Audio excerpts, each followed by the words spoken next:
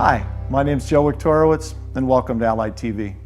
Moving is an exciting process, but it can also be a very time-consuming one. So time-consuming that you may think you don't have time to set up a moving budget.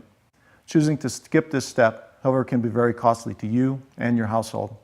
It's important to remember that moving can be an expensive process and often includes unexpected, out-of-pocket expenses.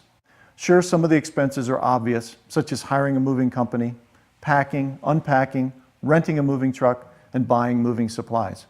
But what about those miscellaneous costs? Oftentimes, these are the costs that can ultimately overwhelm your budget.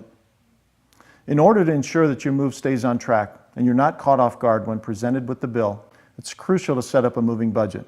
So how do you go about setting one up, and what should be included? In this video, we'll answer those questions in 4 simple steps.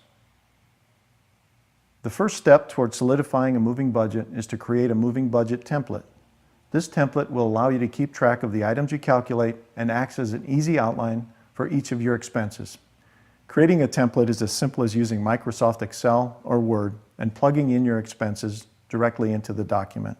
Excel also has the added benefit of allowing you to enter formulas to calculate your costs as well.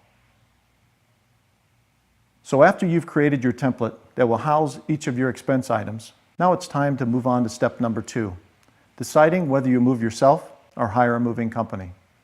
If you decide to hire movers, be sure to call several different companies and receive in-home estimates from each.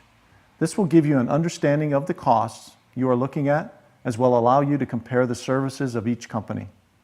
In addition to the estimates, you'll also need to find out the costs of extra services such as moving a piano, additional valuation coverage, especially for items of great value, packing and unpacking charges, and extra charges due to flights of stairs, long carries, or shuttles.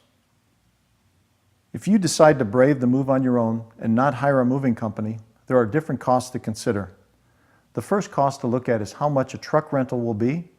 It's important to call several truck rental agencies and compare their quotes to be sure you get the best deal on your move. In addition to a truck rental, you also need to remember to calculate extra rental equipment you may need, such as dolly, rope, moving pads, etc., as well as gas and mileage costs when driving the rental truck and insurance. Each of these factors should be placed in your moving budget template to keep your move on track. Once deciding on a do-it-yourself move or a professional company move, and then figuring out the costs for the one specific for you.